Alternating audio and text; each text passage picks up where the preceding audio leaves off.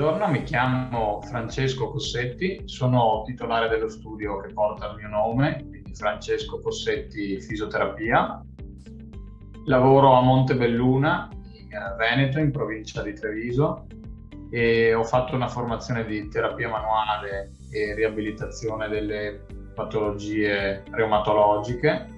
Quindi le casistiche ai miei pazienti principalmente sono dei pazienti che hanno problematiche muscoloscheletriche e reumatologiche.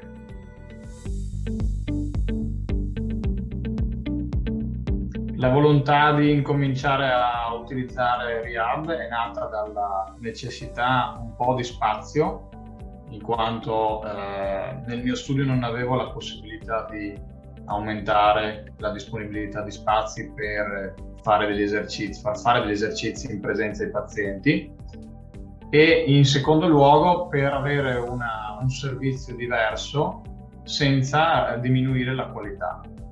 Nel mio caso il servizio di Rehab viene erogato in due diverse modalità. La prima è all'interno di una seduta di terapia manuale, per esempio.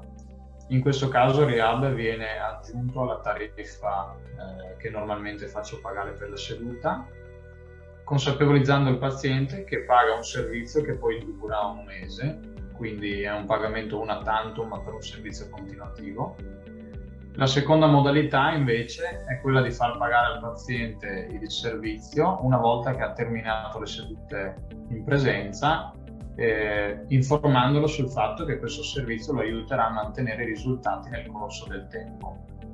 Un'ultima cosa che volevo dire è che ci sono due possibilità, ovvero quella di utilizzo minore. In questo caso la tariffa che do è la stessa tariffa che pagano all'interno delle sedute in presenza.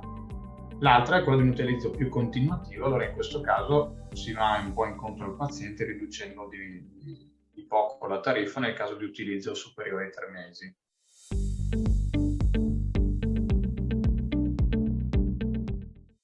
Gli aspetti principali, secondo me, i punti di forza sono appunto che è un servizio innovativo, nuovo, che altri fisioterapisti non hanno.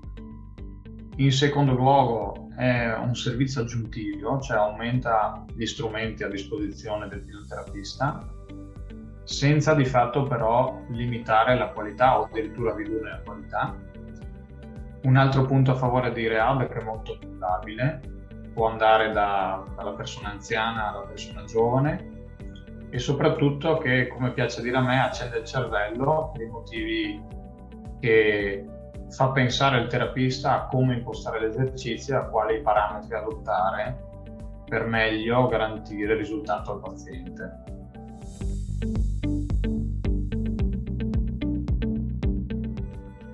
Sostanzialmente la promozione grossa che io faccio di Rehab è una sorta di autopromozione, nel senso che Rehab fa parte della modalità operativa che io utilizzo nel mio studio.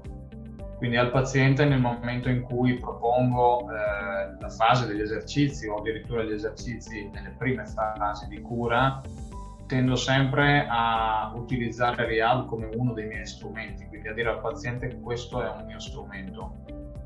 Poi ho come seconda modalità di presentazione di Rehab, ovviamente utilizzo la pubblicità nel mio sito internet, e a mio avviso l'importante è che i pazienti capiscano che non è un qualcosa in più, ma è un qualcosa di integrante all'interno della pratica clinica.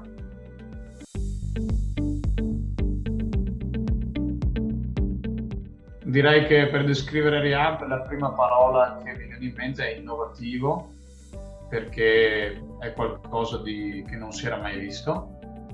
Direi stimolante come seconda parola, perché obbliga il professionista a ragionare sulla prescrizione e sui parametri dell'esercizio.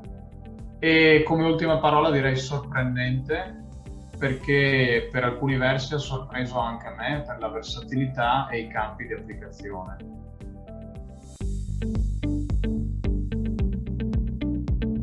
La cosa che aiuta Rehab principalmente è a far sentire il paziente seguito, quello che invece non riesce a fare un programma cartaceo. È importante che nel caso mio la cosa che ha cambiato il rapporto che i pazienti hanno anche con Rehab è proprio farmi sentire attraverso la piattaforma, quindi scrivendo ai pazienti, facendo vedere che non c'è una barriera data dalla tecnologia, ma viceversa la tecnologia di Rehab avvicina il paziente terapista nella fase di monitoraggio.